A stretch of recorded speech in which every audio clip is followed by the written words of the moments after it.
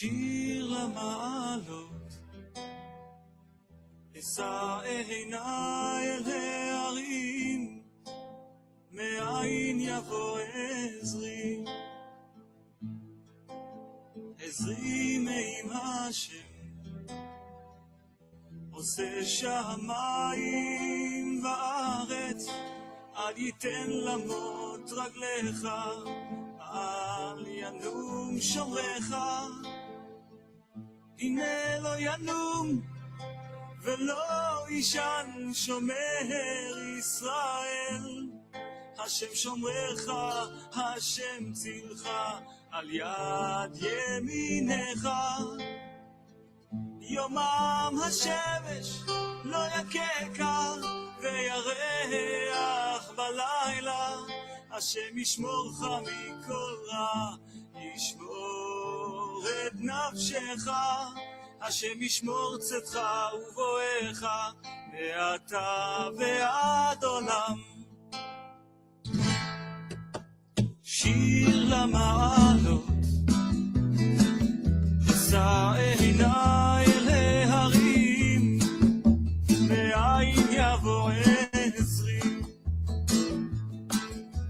עזרי מעם השם, עושה שמיים וארץ, אל ייתן למות רגליך, אל ינום שומרך, הנה לא ינום ולא ישן שומר ישראל, השם שומרך, השם צילך, על יד ימינך. יומם השמש לא יככה וירח בלילה, השם ישמורך מכל רע, ישמור את נפשך, השם ישמור צאתך ובואך מעתה ועד עולם.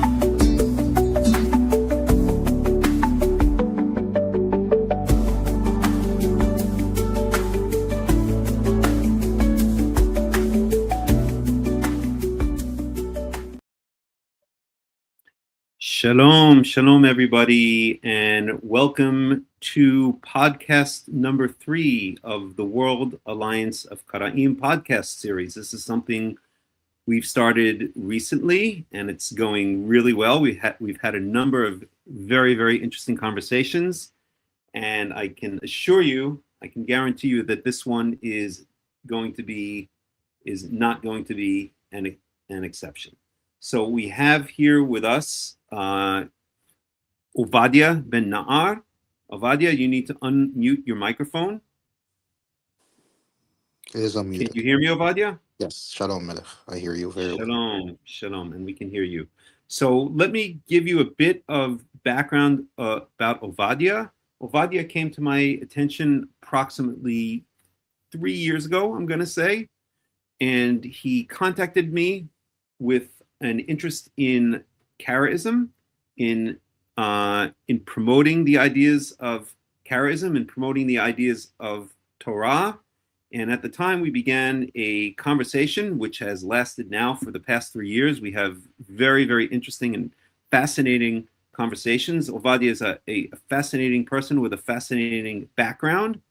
And due to his dedication and his knowledge of Torah and Tanakh, he, a number of months ago, asked if he could apply for the position of Hazzan of the World Alliance of Qara'im. We put him through a rigorous series of interviews and tests. And as I'm sure Ovadia, as I'm sure you remember very well. Yeah.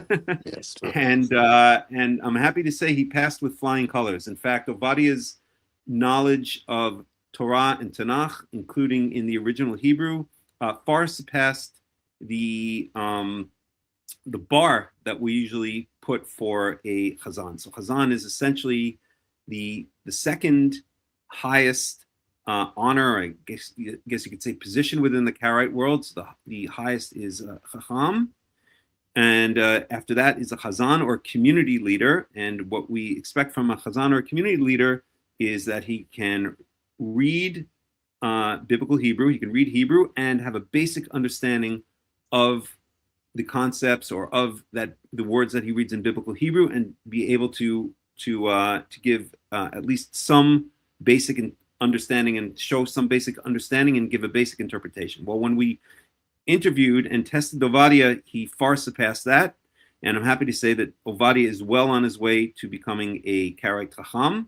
I don't know when exactly we're going to give him the test, but I assume sometime in the coming few years for sure. And we've all been very, very impressed with Ovadia. Now, Ovadia also, I'll just say very briefly, and then I'm going to bring him into the conversation. We're going to focus on him in the conversation. Ovadia also has a fascinating background. He was born into a Muslim family in a country that he prefers not to mention, but let's just say that this country is not on the best terms with Israel. And then eventually his family relocated to Kuwait, where he lives today. And over the years, Ovadia became closer and closer to Judaism and revealed more and more his belief that actually lineage-wise, he is an Israelite. He is a Jew, and we're going to speak a lot about that. But as Ovadia developed in his Judaism, he became closer and closer to a Karaite or Torah or a Tanakh-only form of Judaism. And today he is, as I mentioned earlier, a proud and very active Karaite Jew living in Kuwait and spreading the word of Torah and spreading the Karaite understanding of Torah, or the Pshat understanding of Torah, we could say, throughout the Persian Gulf and throughout the Arab world at large. And with that, I'm going to bring on Ovadia. Ovadia has chosen not to show his face on this particular podcast because in the country that he lives and in the region where he's spreading the word, there still is, unfortunately, the possibility of some backlash. So even though the chances are very small, Ovadia, and we've respected his wish, has decided not to reveal his face on this particular podcast, but we're certainly going to hear his voice. So with that, let me introduce Ovadia ben Na'ar. Shalom, Ovadia. Shalom, shalom, Melech. Shalom. So thank can you very much for Yes. the introduction. I really Yep. appreciate it, especially the part about being a Hakham.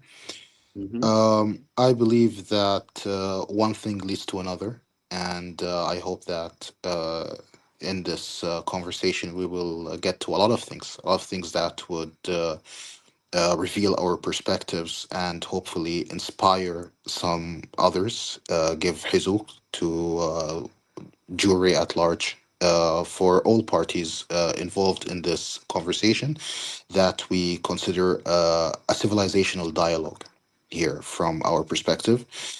Um, we see that the matter of Judaism, in particular that of Arab Jews, has been really dismissed. And a lot of actors that are without a connection, really, much of a connection to the local communities, or much of a history, to be honest, have taken the spotlight, unfortunately. So, bringing back those who have a deep history and deep heritage with Judaism, I think is a very necessary step, and we call this part of being part of a civilizational dialogue, where there's an exchange, where opinions are being shared, and where there is space for growth and a space of involvement in a community, in the nation, in the state, and hopefully in the world at large. Very That's nice. how Very it's. nice. Can Yes. you give us a little bit of a taste of what it's like living as a Jew, as a Karaite in a country such as Kuwait? Yes. So I believe that a lot of issues or backlash or difficulties usually come from the identification, not necessarily the observance in the way that we have it here. So, as I practice here, as and considering myself as an observant person, I don't see much difficulties I really don't see much difficulties, as Karaites have historically been very well integrated in the communities that they live in, and not always. I don't see them as choosing a very isolated path. Um, so living here basically is a thin line and a gray area where you can have your faith, in a sense. You can practice what you believe in, but you just can't throw it around. You can't. It's the identity part. I think it's the declaration that, hey, I'm Jewish. That's the thing that if done publicly can get backlash, especially given the particular background that I have. However, practice usually it's a private matter. Normally it's a private matter, and people shouldn't really interfere with you. We don't have such a thing where people would drag you into a certain house of prayer, or they would expect something from you walking on the street. This doesn't happen. So yeah, that's how it goes in general. Are there synagogues in Kuwait?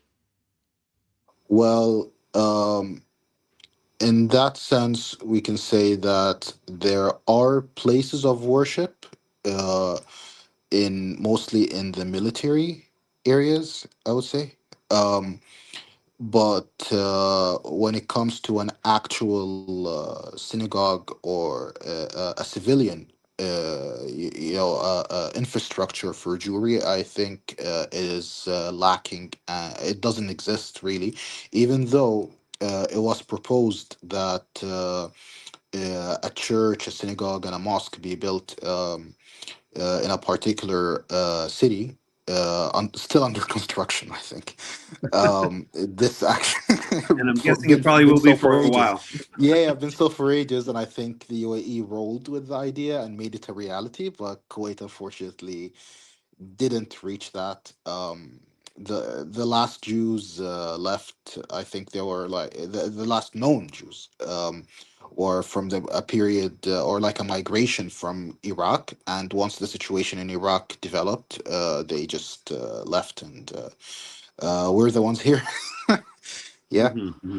So you say, in other words, they came from Iraq. You're talking about during the Iraqi wars with the United States, or No, that which period? it was way before that. It was at the period where Kuwait was establishing itself as a state. Um, and like in the early Kuwait days. It was in the early Mhm. Kuwait days. Which I is, not can't. everyone would be familiar with what that Yes, is. I, yes. I I doubt. can't. I'm not. I'm Probably not many talking like people would be hard pressed to even 1700s. find Kuwait on a Yeah. map.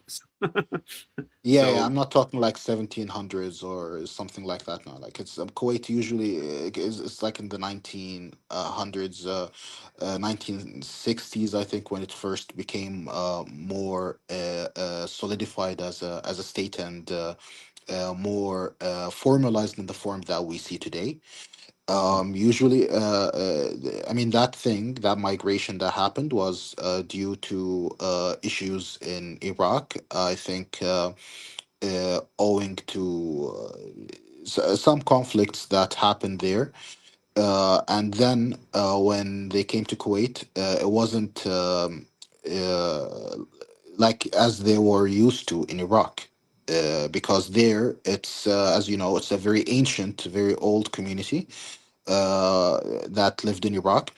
And when they came to Kuwait, it's like they had to start fresh, new. They had their own places. There's still a Jewish cemetery, actually, and they did in have Kuwait. a synagogue back then. Yes, they did. They did have a Mhm. synagogue. I think they did have the cemetery. I'm 100% sure of, because we still see it today.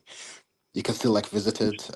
Kuwaitis talk about it. They made a video on it. I think I posted it on our website. So yeah, yeah, there was infrastructure back then, but Oops. Iraq, who are rabbinic actually, we don't have that anymore, and we're trying our best to build it and restore it. Mhm. Are there any explicit laws in Kuwait about against practicing or identifying as a non-Muslim in general, or as a Jew in particular?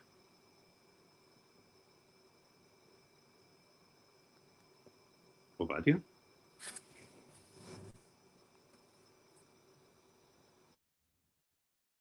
I don't know what's going on. Ovadia, are you there? Let me just make sure this is not a problem on my side. Just give me 1 second, please.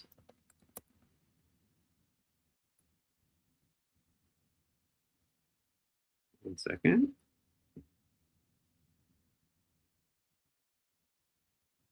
Oh, I think Ovadia disappeared. All right, we're just going to have to wait for him. There's no other choice. We'll give him a couple minutes to come back. And if we need to, we will go to put some music on. It's definitely not an internet problem on my side. And I think Ovadia is. I don't know Ovadia, what happened. that's Yeah, okay. Do yeah, I think. Oh, sorry. I think I let me just you want to put your yeah, I don't know why it's emblem up, which we'll get to eventually? We'll talk about that as well. that's fine, that's fine. Okay.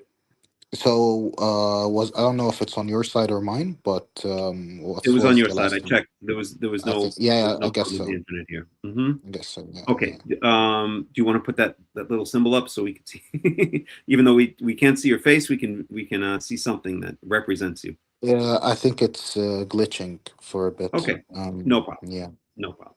Okay, we'll try to do it later. Okay. So right. So the question I had was, are there any explicit laws in Kuwait against practicing in general non-Muslim religions, and in particular against practicing Judaism? What's No, the legal status? the legal status. There aren't any laws, any such laws that I'm aware of. Mm-hmm. The only issue that happens is if someone is, say, Muslim, Mm-hmm. or like born Muslim. I would say it's that's like the kind of like the beginning of it. I mean, that's how it's defined because it doesn't really matter to them if how you identify. It's just like how you're registered, if you understand what I mean. Mm-hmm. So someone is registered as Muslim. Based on that, they would build themselves up in society by that, which is it's actually even written. It's like in your. It's part of your ID or identity in a sense. Mm-hmm. Uh, so It was based the on same that, in Israel, by the way, until I'd say about yes, 20 years yes, ago. It actually mentioned your religion yes, on yes, your identity card. So on my identity card, it said Yehudi, Jew, yes, but they did correct. away with that because it was considered racist. It's from the Millet Turkish system. Mm-hmm. So when you have that, and let's say that you married by a Muslim contract, of course, that would be annulled. Mm-hmm. Especially like as a male, I mean, it would be difficult in courts. If it's public, you risk backlash, something like disturbing the peace. Mm-hmm. However, I think to be fair, I see a lot of identities and affiliations in Kuwait on an individual or private level. I've encountered such um, individuals in my life and through my day-to-day life, and they can basically tell you that, hey, I am such and such, or I believe in such and such, and that's completely fine. But if they make it a public issue, or they just like have it on social media, um, in the in the places where there's a lot of hassle, like Twitter, Mm-hmm. like Facebook, that kind of thing, then it could actually become an issue, and sometimes the authorities get involved. For example, uh, I would say that Kuwait, I don't recall any anti-Semitic incident in Kuwait. Um, I mean, sure, there could have been back then that some sentiment on, like, it's just like kids, like Mhm. it's something very trivial as that. Um, yeah, but like, let's take the most recent case, and actually the first time I would say there was something um, that doesn't really fall in line with that history, was when there was a shop that was selling some Magen Davids, like a Stars of David, uh, and they basically just like shut that down. That was actually the first incident that I'm aware of, and they classified it as a symbol that supports Israel. So they basically politicized it, but it was a jewelry shop that sold, like, I would assume, crosses, whatever. It wasn't just specifically that, right? Mhm. Mhm. But they closed it due to disturbing the peace. And usually, how that works is that it could go on for a while, but someone just calls in and they say that, hey, I saw such and such. And once they report that and it becomes an issue, then they take action against it. That's how it happens. Yeah, it's like, I guess, in any of the other country, the police are often going to just they're going to ignore crime unless somebody files a complaint, and then then they're Basically, in forced a sense, yes. to turn their Yes. attention to it. Yes. Understood. Understood. All right, let's switch over. We can get back, maybe if we have time, a little bit later, more to what it's like living as a Jew in Kuwait. But let's switch over to a bit about your background. So I'm going to leave it as an open-ended question because I don't know exactly what you want to reveal and what you don't want to reveal. I know, for instance, that you mentioned to me before we came on this podcast that you grew up in a different Arab country and that you Yes. prefer not to mention No. what that is. So I'm going to just let you kind of take it. It's just that it'll be fascinating to me, and I'm sure it'll be fascinating to the listeners, how you came from being essentially a Muslim or believing, or shall I say differently, because you believe ethnically and genealogically that you are Jewish, that you are of the nation of Israel, but how you grew up in a as a Muslim, as a practicing Mhm. Muslim in a Muslim family, and how you eventually made that journey from Islam to Judaism.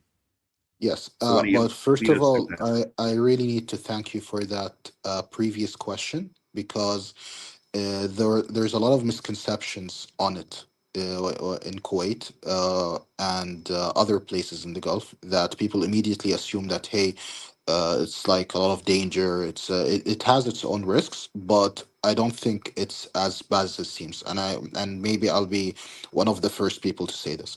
As Mm-hmm. for the matter of my background, I actually grew up in this culture. I actually grew up in this culture. I was born into this culture. Um, Clarify when you say this culture, which culture specifically are you talking about? the Gulf culture, the Gulf Arab culture. Mm-hmm. Um, so even though I don't really belong to it, but I did grow up in it. I was born in it, and it's basically, you could say, it's the native culture that I grew up in. Now, my journey through faith in Islam and in relation to Judaism and what I am today, um, that topic, I would say, when it comes to Islam, I think I stopped practicing and believing since I was about 15 or so. Mm-hmm. And if you don't Um, mind saying for the audience, how old are you right now? I'm 28 right now. Okay, so about 13 years Um, old. 13 yes, years old. and Mm-hmm. overall, actually, my I would say, like, when I became a student of Judaism, if that would be the right way to call it, Mm-hmm. that was when I was 18. My first exposure to Judaism was when I was 15. Mm-hmm. And before that, I was earlier, like as a person who's 15 years old, I was not. I didn't believe. I was basically what uh, I was completely secular. You were That's completely secular. So you yeah, yeah. I was were completely secular. living Yeah. in a Muslim country. You were living in a Muslim family, but you had no interest. You were not really a practicing Muslim. Yes. Yes. Not at all. Right. Not at all. And, right. I Mhm. had I didn't really believe much either, I would say, Mhm, by that point. mhm, mhm, Um, and I was clinging, I would say, to very light version of Islam, mostly kind of like an identity thing in a sense, some sort of identity, some sort of history that I have. Um, but it wasn't the usual, or it was very symbolic, if that's the word for it. Yeah. Um, and my first exposure to Judaism was when I was 15 years old. And I was abroad and visited a synagogue on Pesach. Um, that was, So you visited a I just, synagogue in was Kuwait? it? No, no, it was abroad. It was a If conservative you synagogue. okay, and you Yeah, can you say what where it was or what country it that was in, or was you prefer not to? that was in the U.S. Oh, in the So U.S. Okay. yeah, Ah, yeah, it was in because the U.S. you were an exchange Yeah, student in the United States for 1 year, right? yes. So Got it. Hmm. um, basically, I visited that synagogue, and we had just I think one Passover day. I think the Hmm. night. Uh, Hmm. and that was it really. After that, I would say by by the end of me being 15 years old, like almost entering 16, I basically decided that hey, Judaism is for me somehow, some way. I feel like I was always Wow. connected to the Avot, and I just decided it like right then and there that hey, this is for me. um So if I can interrupt now and ask you what prompted you to visit that synagogue when you were 15 years it old? was And mhm, Sorry, I to got you. I thought it was part of the whole exposure thing. We had to mhm, visit different faith communities. So I see. one of which is the Jewish community. Sorry, you were saying something. No, Um, no problem. yeah, So in other words, you're in the yeah, United States in the Midwest as an exchange student, and as part of the experience for the exchange students visiting the United States, the I guess the program that organized the exchange student program took all of the students, or took the exchange students to various places of yes, worship. I see. yes, Wow. yes, Hmm. yes. Hmm. Um, Hmm. Look, it's very strange. I would say it is. Uh, when I was there, I was heavily involved with the on the Christian side because I was with a Christian family. So Hmm. we basically visited church on Sundays. It was a very interesting experience for me. I was involved in the church. I never believed in anything. Hmm. I didn't believe in their beliefs, but because I was learning about it. Um, but that didn't really have much of an effect, I would say.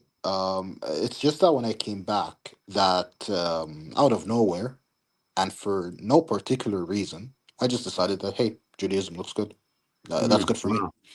And that was based on Um, a single visit to a synagogue. it wasn't. It Mm, wasn't. It mm, was my first exposure, but that didn't factor in because I thought it's a very strange period. Like I had my first visit, but then throughout that period, I was involved with Christianity. hmm. But So mm, yeah, but I I'm never saying that even entertained. I never.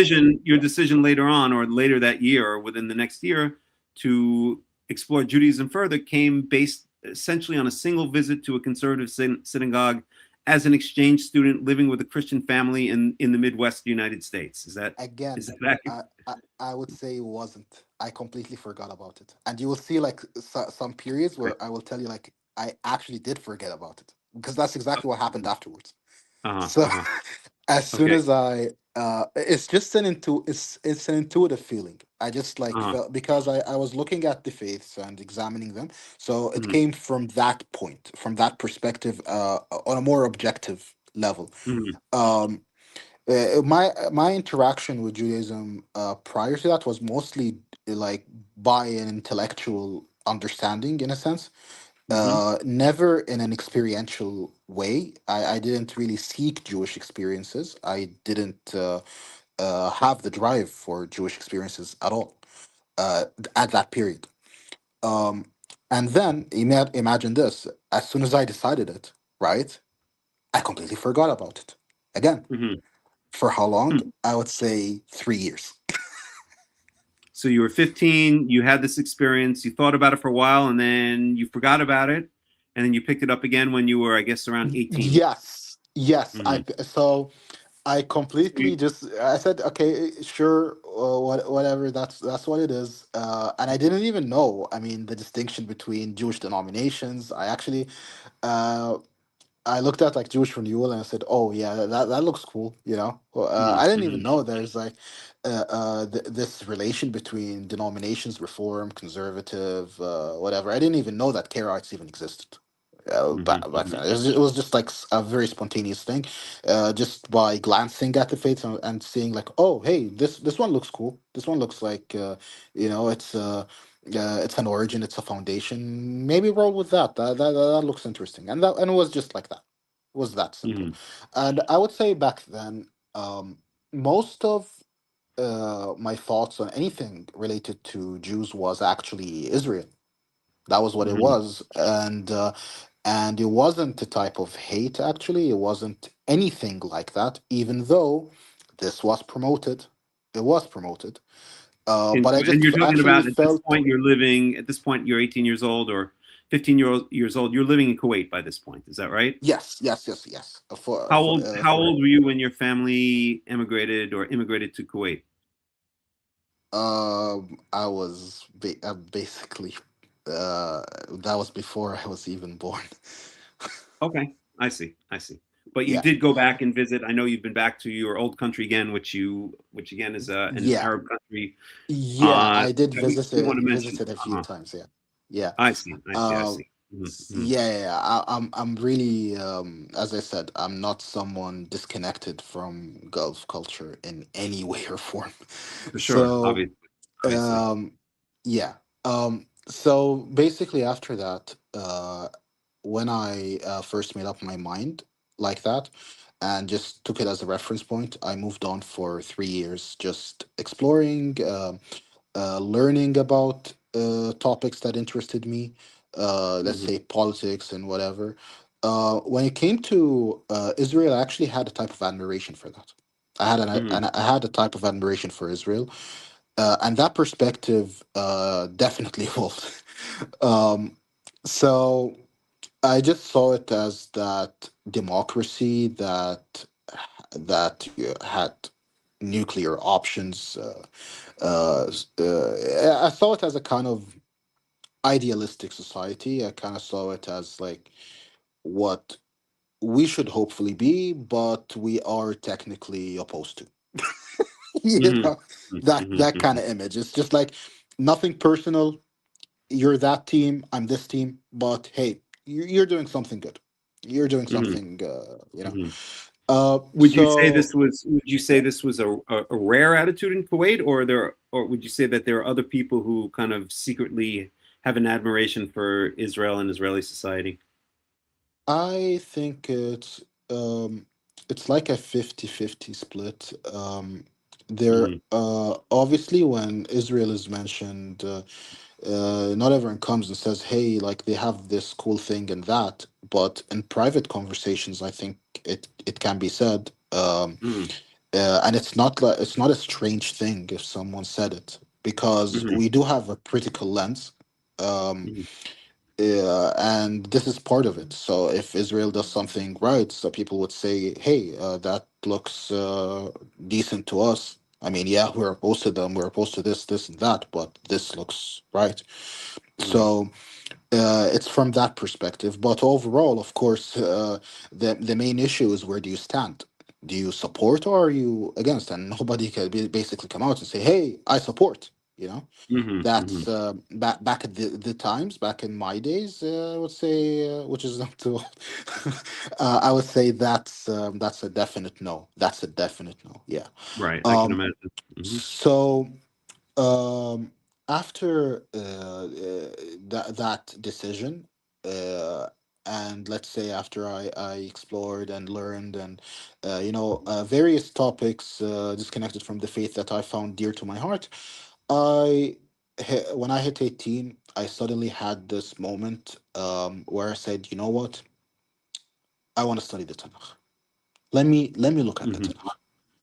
Let me read that. And when I started to, given my previous understanding of Israel, of course, my imagination, I would say, of Israel at that point, because I never really looked into it at all. Um, I started to identify more and more with Judaism as a path that I would like to take, but obviously I had absolutely no idea what that path is. Right, like I read the Tanakh more in the sense of literature than in the sense of religion. Hmm. I wanted And to gain an appreciation for it. Yeah. hmm. And so Um, you're 18 years old now. You had this brief exposure to Judaism when you were 15 in the United States. Now you're back living in Kuwait. You're not really a practicing Muslim. You're a secular Muslim. You're exploring a lot of things that interest you, a yes. lot of different philosophies, etc. I know you pretty well by now, and I know you're very into philosophy. That's Yeah, you know me. so Yeah, I could just yeah, and that has a imagine. story too. Yeah. And you decide that you want to pick up the Tanakh, the Hebrew Bible, and start reading it. And something you Yes. say clicked at this point. Can you kind of characterize what it was that clicked? What was it that so attracted you to it So at that point? so earlier, when I was in Christian circles, I read the New Testament. So this was a normal thing. And I know that the Tanakh, they even when that the Tanakh is a very influential text.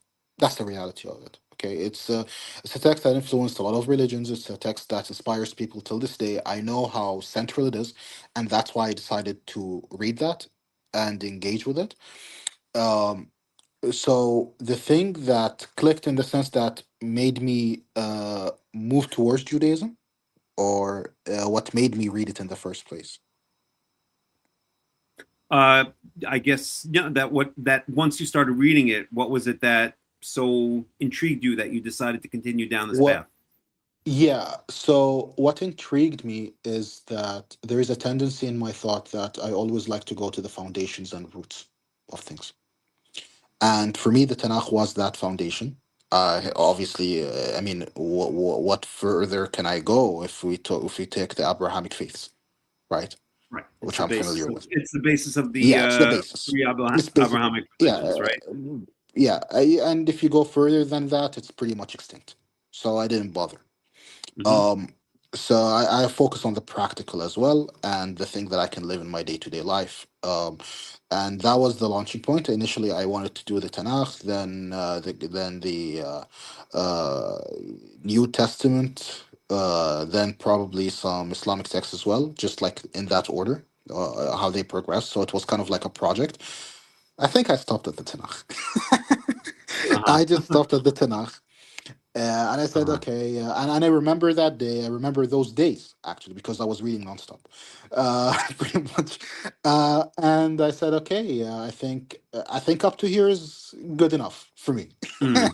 It's just, Although I must it's say, just, I think it's yeah. very important as a Karaite and just as an informed person to be knowledgeable also in the New Testament and in the Quran. And as I've mentioned to you many times, and some people who know me well know it, but not everyone at large knows it. You know, I've spent a fair amount of time in Islamic countries. I lived close to a year of my life, not consecutively, but in different pieces. One time 3 months, another time 3 months in Morocco. I have a lot of Muslim friends in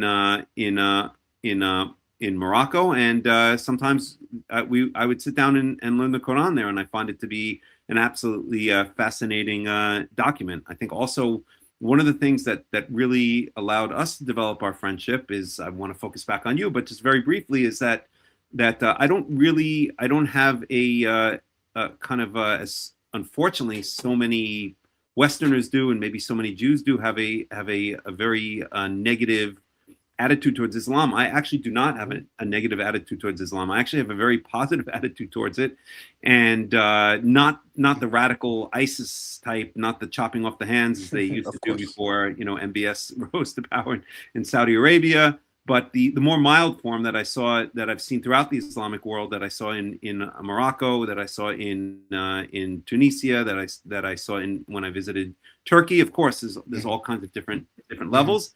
But in my opinion, Islam is well. I don't want to get into a whole long discussion about it or a whole long diatribe, but it's. I would make a claim that it's the closest religion to the Torah, maybe even including rabbinical Judaism, that exists when it's kept in its kind of straightforward, mild form, right? There's a sense of keeping kashrut, right? It's called halal, of course, and there's slight differences. Hold on one second. Nope. Can't do that. And there's a sense of a Sabbath day, right? Friday is mosque day, and so on and so forth. That's true. So I and also it is despite what some of its detractors may say, it is very strictly monotheistic. It's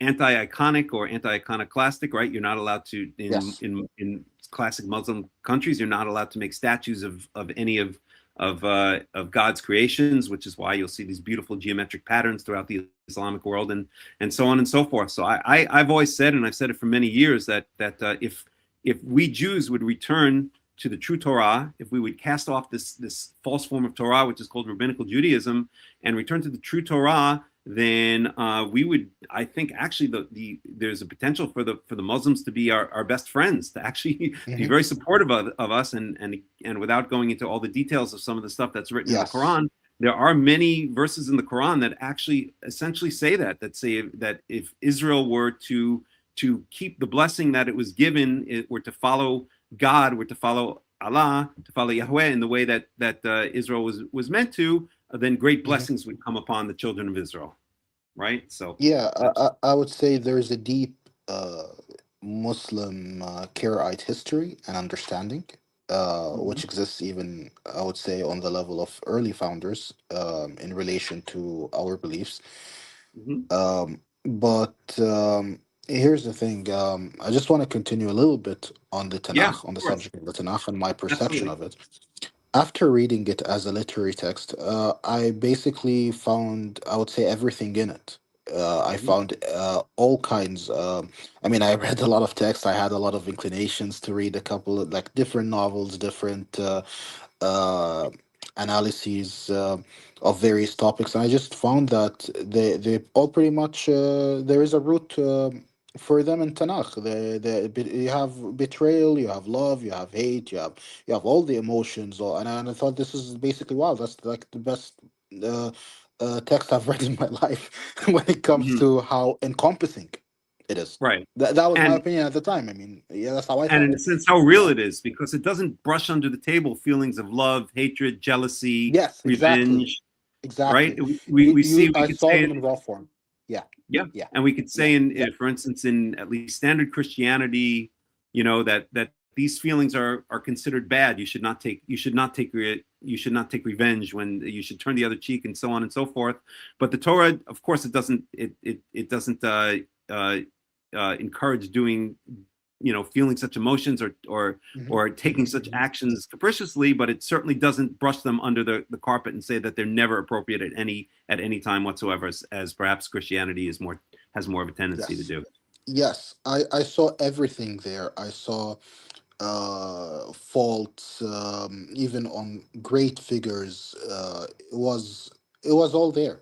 Really, it was. It felt more realistic. The type that I feel naturally inclined towards. I felt there wasn't this level of censorship. It wasn't very idealized. It felt real to me. It felt practical. It felt like something that it really inspires a person and can make them move forward in their lives and in their life. And I said, okay, that is enough for me. I don't need more than that. I'm kind of familiar with how Christianity goes, how Islam basically takes its positions. I want this position. I moved on from that. And that's how that's like my perspective on the Tanakh in a nutshell. Um, but Was there yeah, a particular story or was there a particular book in the Tanakh or a particular story in the Tanakh that you particularly connected to, or was it just more of a general kind of feeling? no, no. For back, I mean, now there is, but back then, it was just about the whole of it. Hmm. The whole of it. That was my main concern because I was seeing like this text as my questions were: is it encompassing of emotions? Does it have like a lens you can live by? Does it have the full spectrum? Yeah, that's what I was looking for, and that's what I found. Yeah, so I was only seeing the whole. I never got. I didn't delve specifically. I didn't choose parts. I just wanted to feel the whole structure and just look at it on a bit of a superficial level, really. Back then, yeah. Hmm. Hmm. Hmm. Okay, so you're 18 years old. You've kind of rediscovered the Tanakh. You had a kind of a brief exposure to Judaism when you were 15. So you're 18. You're reading the Tanakh, and now what's the next step? Where does this lead to? Yes. So after I made up my mind, given my like let's say positive assumptions I had in Israel, I think I saw my life shifting there towards Tanakh, towards Israel. I would say, in a sense, um, and I had this very idealized version. You know, that's like a thing when you first start. You don't really pick up on the issues. I didn't even know the different denominations. I didn't even know anything really, but more than my reading of the Tanakh. So there is this misconception, of course, that because a lot of faiths are used to this, especially the Islamic faith, whereby you just simply declare yourself.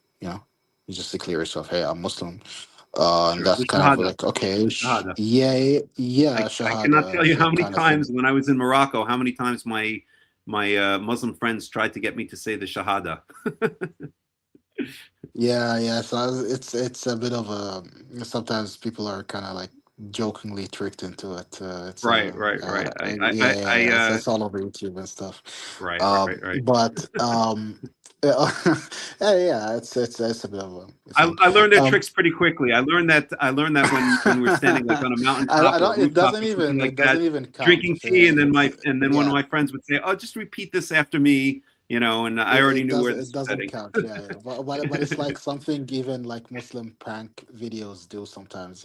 Uh-huh, uh-huh. But aside from that, I was talking about this thing, like how I moved forward. Yeah. Yeah, I thought it was like that. I thought it was that simple. Obviously, it isn't.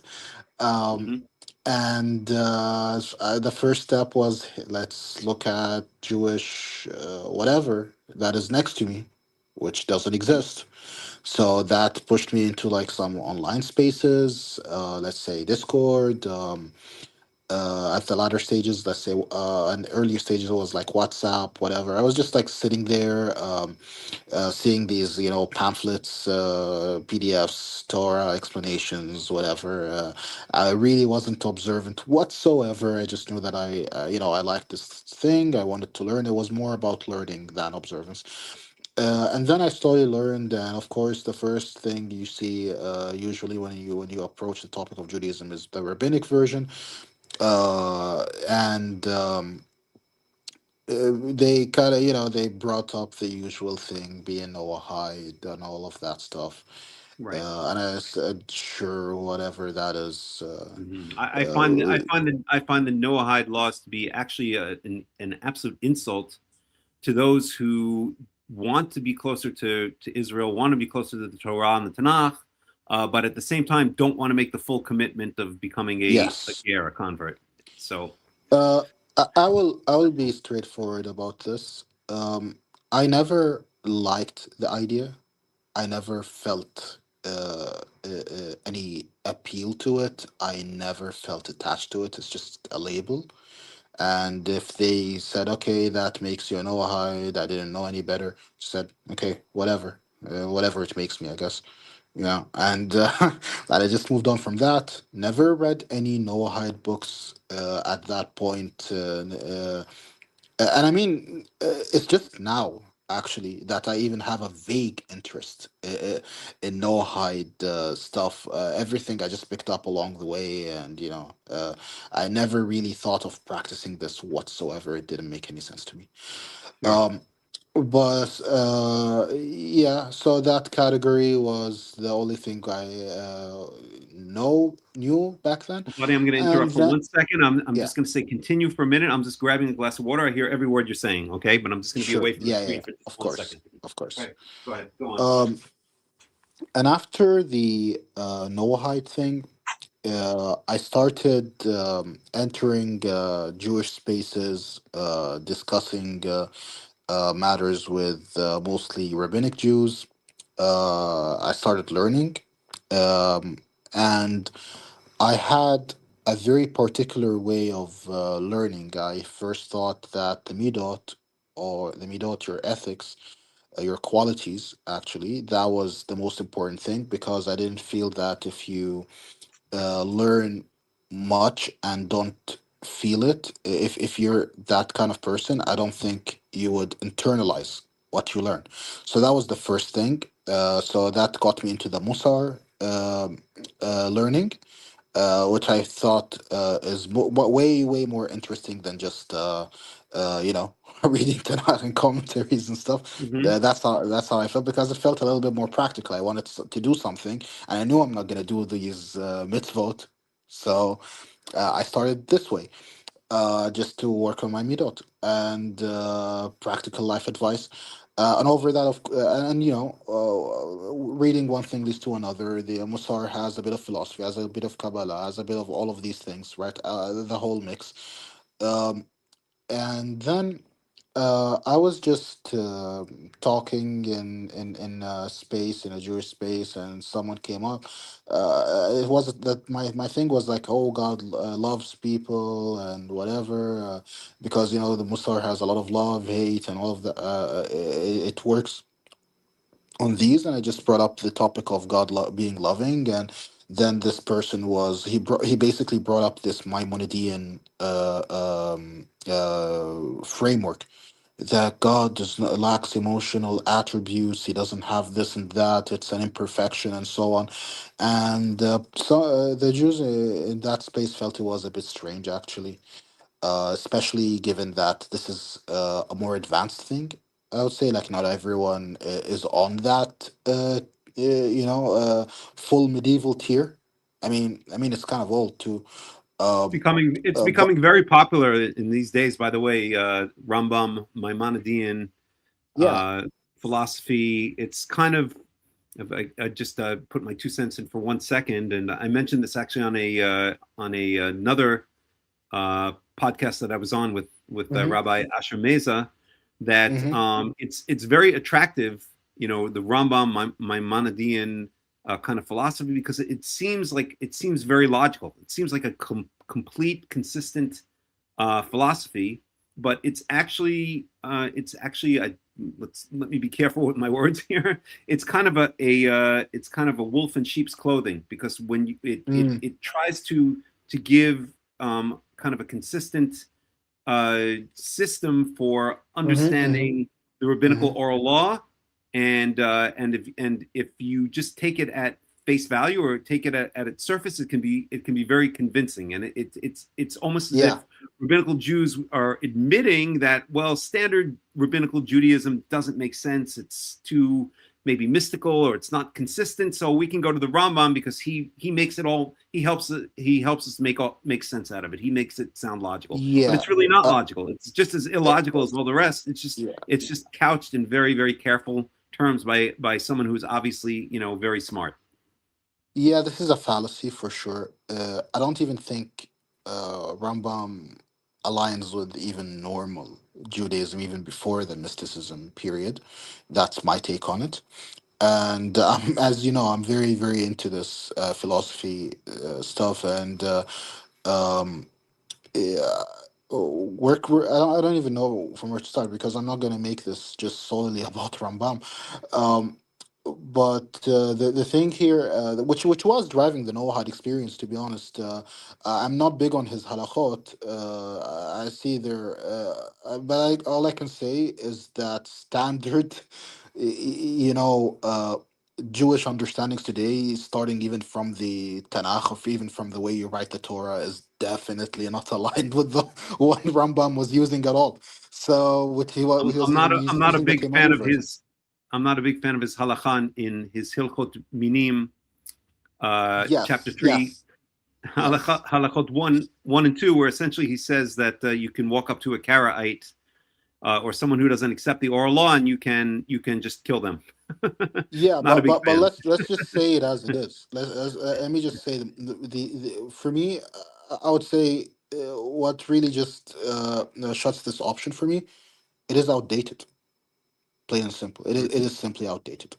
It Mhm. is He, Aristotelian he actually logic. ended up contradicting himself, because when Yeah, he ended up eventually in Cairo, in Fustat, and when he got there, he found a population, about 40% of the population in Cairo were Karaite yeah, Jews, and yeah, at that point, he's not saying you can go around killing Karaite Jews. So he yeah, did kind of modify his views towards the end. In some yeah, of his responsa, he speaks about how Karaites and rabbinical Jews can intermarry, as long as there's respect for as long as the Karaite respects the family purity laws of the rabbinical Jews, and even how wine of a Karaite can be drunk, because according to the Rambam, Karaites were not outright hmm we Karaites are not outright idol worshippers. So very kind of him to yeah.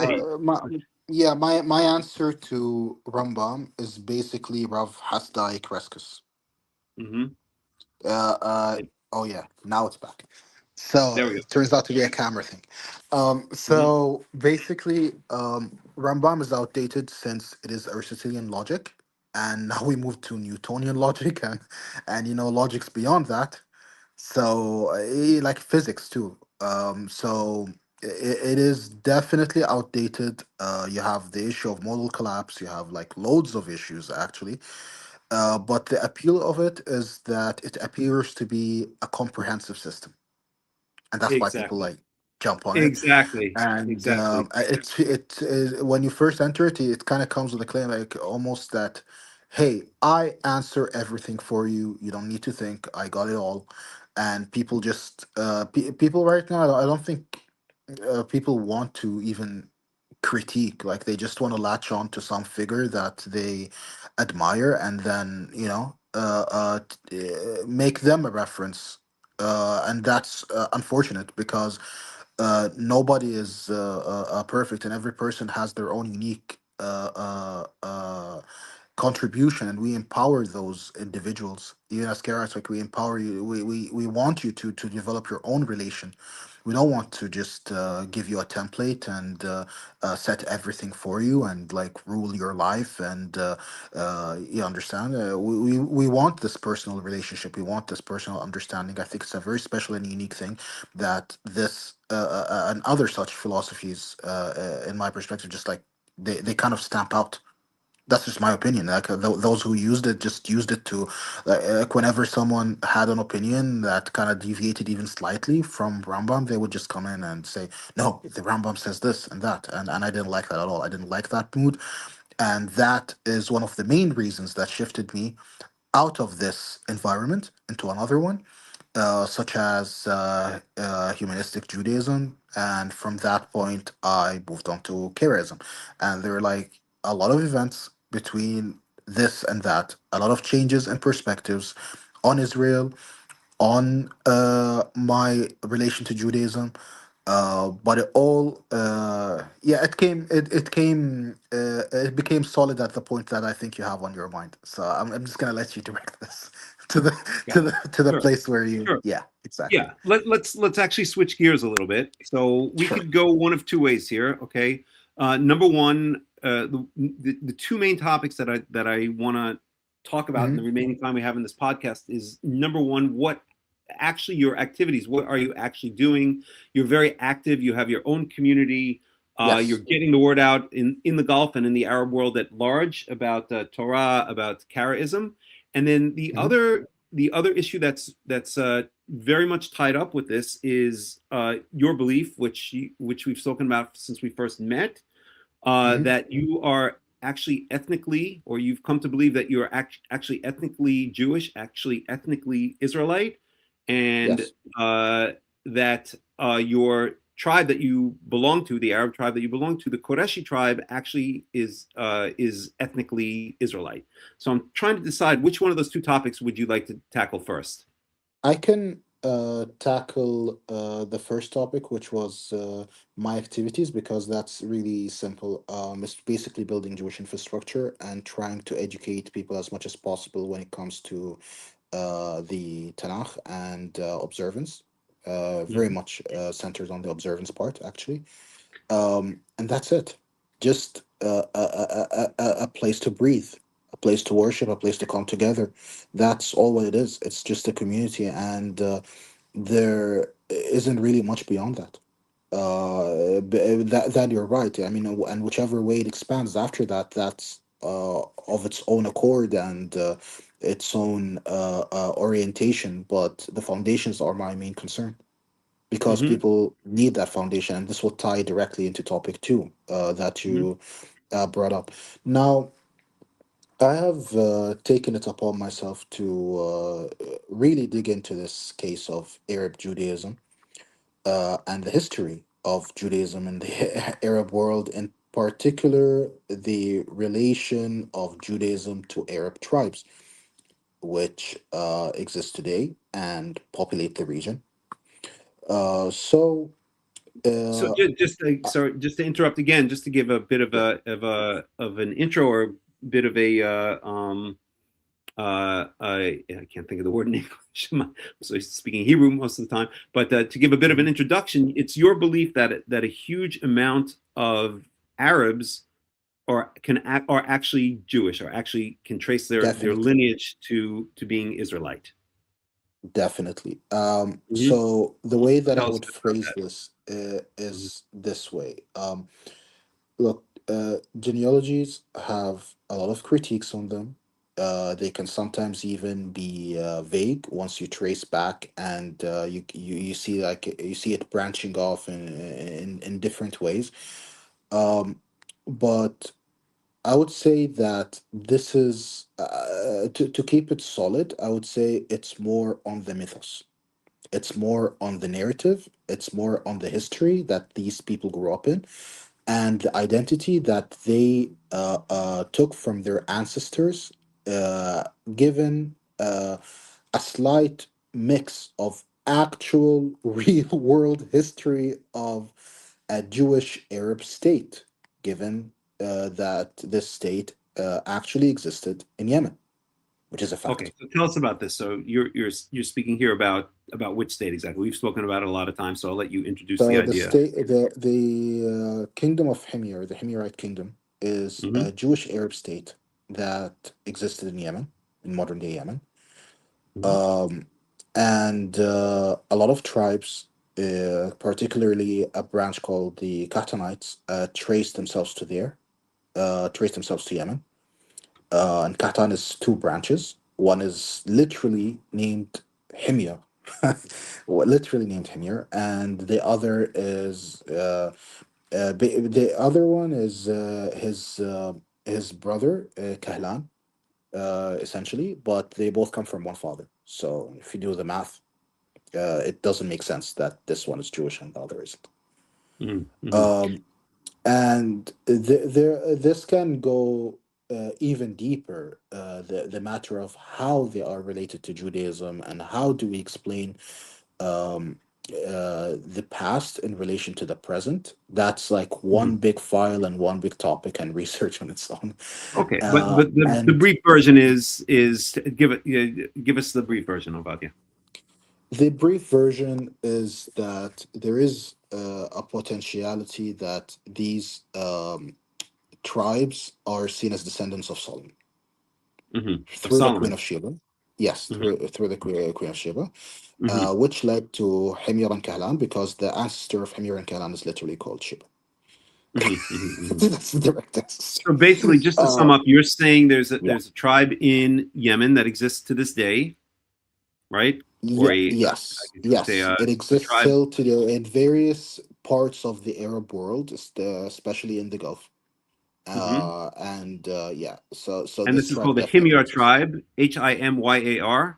I'm spelling that correctly. Himyar is the most like it's literally the name and is like the most like the solid thing where they basically tell you, hey, we are actually from Himyar. So Hmm. that's Hmm. like the most obvious in the face kind of thing. But Himyar and Kalan are basically from from one ancestor. Okay. And this Direct tribe, ancestor. if you went, so if you went to, let's say, and you say they're mostly in Yemen, are they in a particular part of Yemen? No, they're all over the place. They're all over Okay, the got place. it. But let me just say this.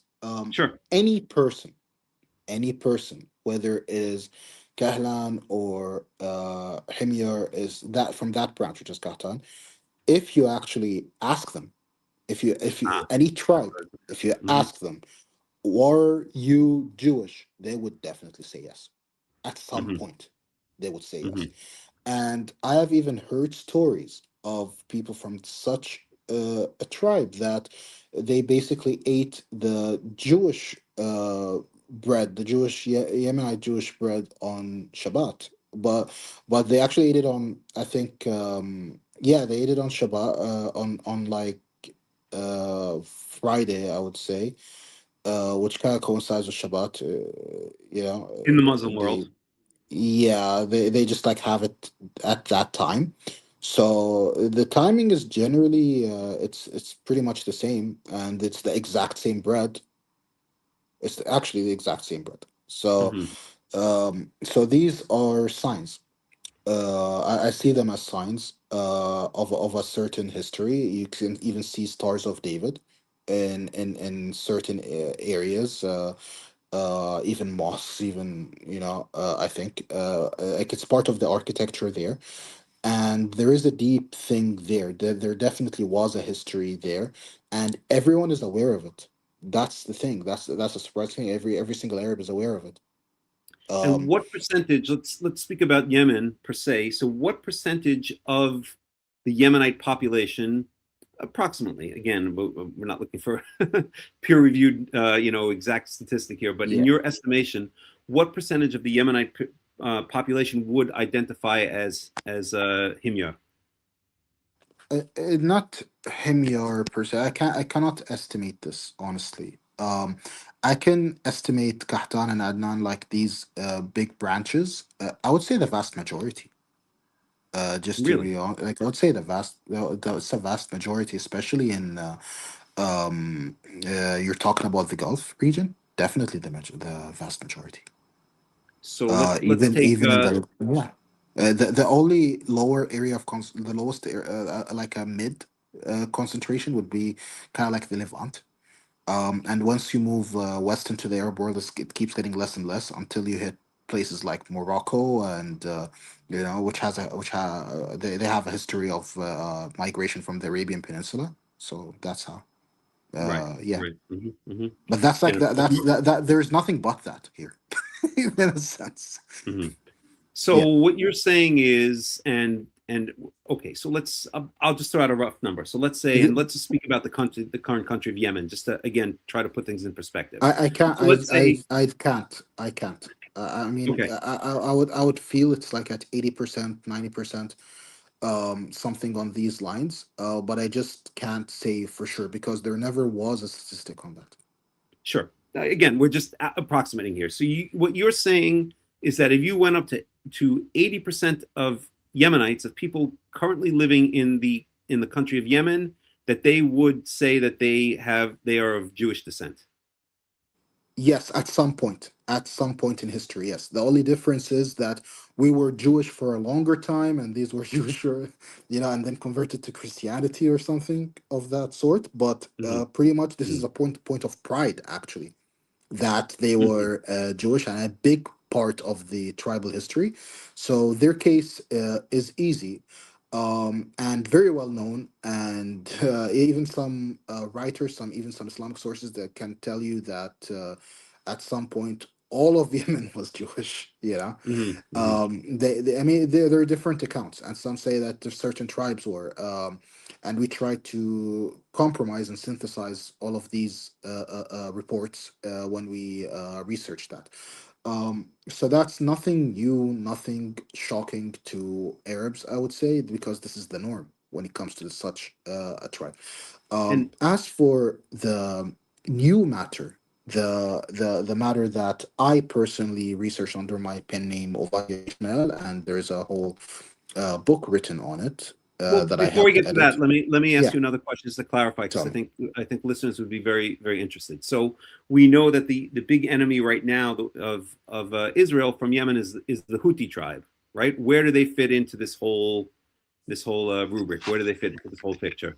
Uh, I don't know actually. I didn't like research that tribe in particular, but I can do Hmm. it on the spot. No, it's not Uh, necessary. But if you don't know, it's fine. But again, just to clarify for the listeners here, we know that during the most recent war with Iran and the previous war with Iran, that it was the Houthis, the Houthi tribe, that sent missiles to Israel, and some hit or were intercepted. I can't remember if I think one or two got through in southern Israel, in Eilat, and maybe even further north than that. So the Houthis are this clearly. this looks of the other branch that I I was see. going to Mhm. talk about. Yeah. Okay. Okay. So okay, go on, Ovadia. So, the new discovery that we tried to understand, and that was of a research that I edited. Actually, I had a part to play in it, and my name is there, my pen name. So. It's the Quraysh as descendants of Onias the Fourth. And this here basically is it ties to the idea of Kohanim, that there are various genetic lineages of Kohanim, and it tries to fill in the gaps. And relies on Islamic sources for the most part, that the research that we did on in this book, but it also uses the Jewish sources and Jewish history. And the premise of this is basically that the Quraysh tribe are Kohanim. Um, and the disagreement here, or is basically how far can you take this? Would you include just the Quraysh, or would you include the entire branch, which is the Admonites that Okay, so Quraysh belong to? let's stop right there for a second, because most Yes. people who are listening are going to have no idea what you're what you're talking about. They're not familiar with the names of these tribes. So can you give us a definition of what the Quraysh tribe is, what its role in history is within the Arab world, within the Islamic world, and how it overlaps or doesn't overlap with the Himyar associated Yeah. tribes? So we just need to first distinguish them. So there are two branches. There's Kahtan and Adnan, and I will keep it very simple. That's the Himyar. Um, That's the Himyar, no, right? Oh, Kahtan, the Himyar is a subgroup within Kahtan. subgroup Kahtanite within Arabs. Qatlan. Oh, okay, Yes. okay, okay. So in other words, the So Quraysh there's two main, I guess you could say, clans: the Adnan and the Qatan, the and Kahtan, then within the yes, Qatan, a subset of the Qatan, another subclan would be the Himyar. yes. The Kahtan is two subclans, Himyar and Kahlan. That's it. Got it. But the And overarching yeah, tribe, I guess you can call it, or the overarching ethnicity is the Qurayshi tribe. Quraysh is in a different category. It's in Adnan. Got it. Oh, Quraysh is Yeah, within Adnan. I see. I yeah, see. yes, Okay. yeah. Okay. Fair enough. So Mm-hmm. yeah, so Kahtan is Kahlan and Himyar, according to Arab legend and mythos, Mm-hmm. basically the genealogy. Mm-hmm. And Adnan is completely separate, and it's there are a lot of like key things about Adnan. Now, first of all, Adnan are not known as native Arabs. They were considered Arabized Arabs. They are known to have come from Iraq. They're not considered to be part of the Arabian Peninsula. They're a migration. Um, and they are the branch that is most associated, I would say, with Islam and with the Abrahamization, I would say, in a sense. They're the ones who kind of like they're the religion aspect, pretty Mhm. much. And Yeah. what is the connection between the Qurayshi? So once again, we said the Qurayshi is a clan within the Adnan tribe, I guess we could say. Is Yes. that correct? Am I saying that Yes. correct? Yes. Yes. And what is the Approximately. connection Yes. between the Quraysh or the Qurayshi and Muhammad, the author of the Quran? Muhammad is uh, from Quraysh. I mean, he's from a house in Quraysh. So um, the Quraysh was basically the custodians in a sense. They're the top authority in Mecca, which has the Kaaba, of course. Um, and Muhammad comes from them. Uh, and the thing about Quraysh is that there are a lot of variables that made us consider Quraysh, such as like where they were buried, whether they were buried in Jewish places, the intermarriages between Quraysh and Jews, the unique custom of not marrying your daughter to non-Qurayshi or a non someone who's not from that tribe. So a couple of like unique factors about such a tribe that just made us collect the data from various places and come up with this presentation, I would say. So if So yeah. what if I'm understanding correctly what you're saying, you are actually claiming, and I'm not saying I necessarily agree with it, but your claim is that Muhammad, the author of the Quran, was actually a Jew, for lack of a better word. Yes, yes, precisely. Interesting. So if you once you trace it back, and if it falls under Onias the fourth, we can say that this is a Kohen tribe. And this really explains the function and proximity of this to the Temple of Onias. And there is a whole uh, proposed connection from the time of the Ptolemies in connection with that. And the idea of like Kohen or Levite subgroups being used militarily to garrison certain areas. And this is how the data was pieced from non-Islamic sources, but the overall reliance in the search was actually from the Arab genealogy itself. Okay, so let's pick And this apart. the Let's yeah. pick this apart a little bit. So essentially, Mhm. what you're saying, and we've spoken about this plenty of times, offline. So I'm gonna again remember that the audience that's listening is not familiar with these topics at all. So Yes, yes, it it's would be it's good very hard to really to break it convey. down Yeah. into very straightforward terms. I'm more familiar with it because we've spoken about it a bunch of times.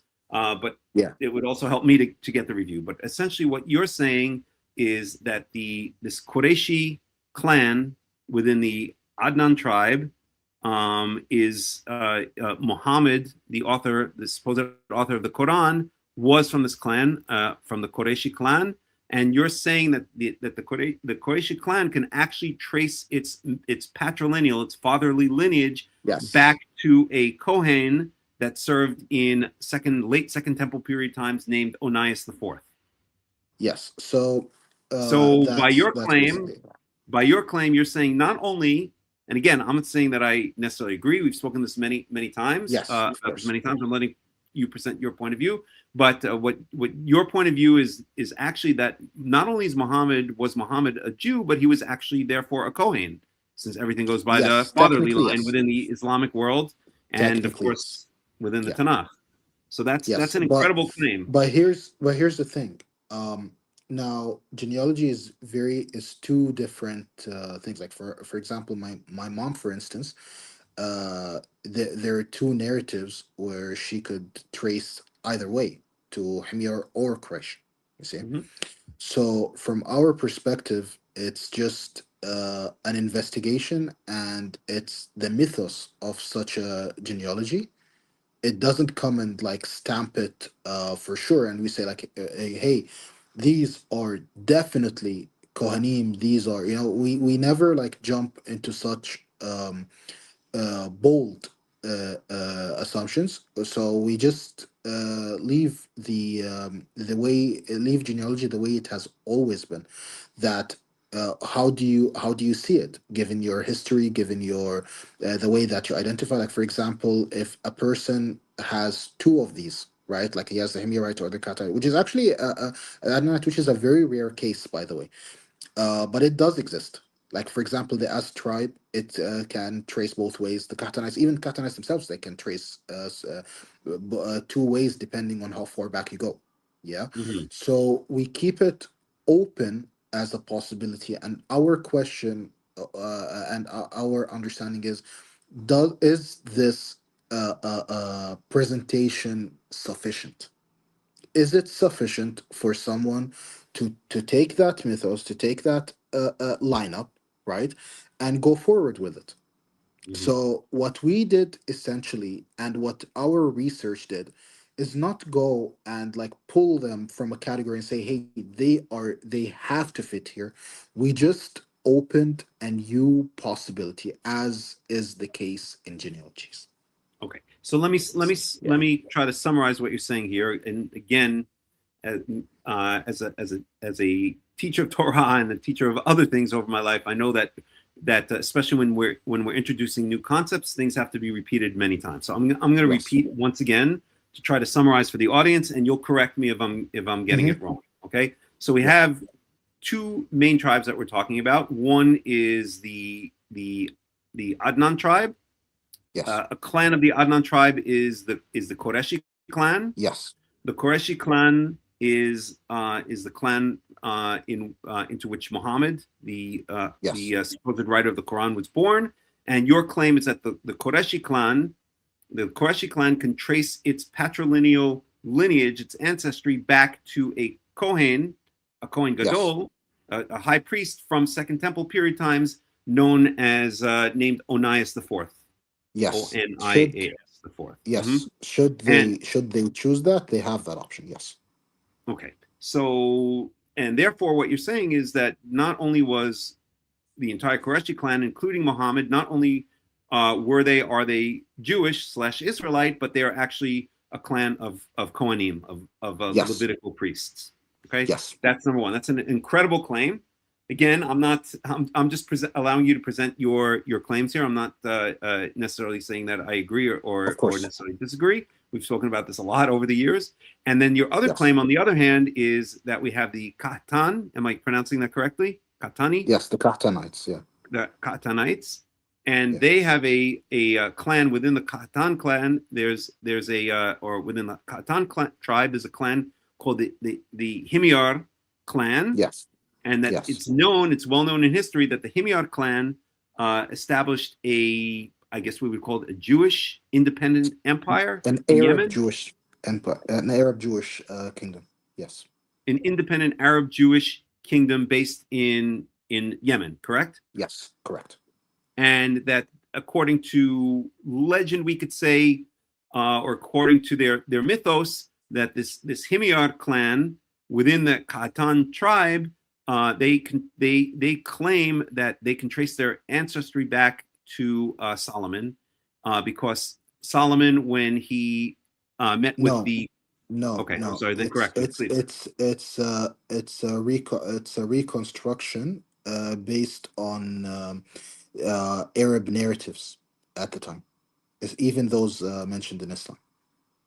Okay, but based on Arab narratives, but the idea is that that Solomon, when he met the Queen of Sheba, it says in the Tanakh that he provided for he gave her everything that she asked She for desired. and Yeah. that she desired, and we can even bring up that verse. Maybe it's relevant, so there are various shall we say midrashic interpreters, including Islamic commentators, who believe that meant that's a subtle way or a euphemistic way of saying that King Solomon and the Queen of Sheba had sexual relations, and out of that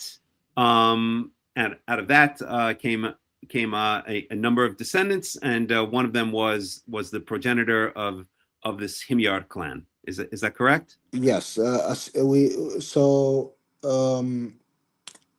To actually tell you it quickly, Yeah. there is an account back then that a person came to Muhammad and he basically asked on Sheba. And that at that time he basically said, "Is Sheba a male or a female?" Right? And we have to say that we read this as Jews, of course, and I don't think any Sheba, when you Jewish. say Sheba, you're Yeah, talking about the Queen of Sheba. yeah, the ancestor of Himyar, which is known to be a kingly line, actually. So Right. a royalty But when you line. said you're asking whether Sheba is a male or a female, who are you talking No, about there? yeah, You're talking about, he asked Muhammad whether Sheba is a male or female, implying that this was a topic back then. Yeah. okay. So But again, Muhammad when you say Sheba, you're talking about, so somebody came to Muhammad and asked him whether the Queen of Sheba was a male or a female, no, or whether the name he Sheba. just said Sheba because the Okay. Himyarites, Himyar and Kalan, they basically called their ancestor Sheba, but there was Okay. a doubt is because it's a really long time. And they know they're Jewish, they know everything, they know they were kings and all of, and we just basically filled in the gaps from the Tanakh. But he basically asked, "Is Sheba a male or female?" Now Muhammad basically said that it's a male, and he gave his own version of the genealogy, and this even happened with Karaites. That some Karaites even say that, hey, there's like a narrative that says we are of Ishmael, even though it is completely disagreed with that they are of Ishmael. You understand what I mean? Mhm. That a person can come and say, "Hey, this is the most likely possibility," or "I believe it is this possibility." But even if they said so, it doesn't mean that it will be acknowledged as the fact. Okay, so again, I want to sum up because I think we're understanding the conversation, but I'm not sure all of Yeah, the listeners are. So somebody came to Muhammad again, the supposed author of the Quran, and asked, "Is Sheba a male or a a male female?" or female. Yeah, Okay, who was the person who came to Muhammad? Is it known?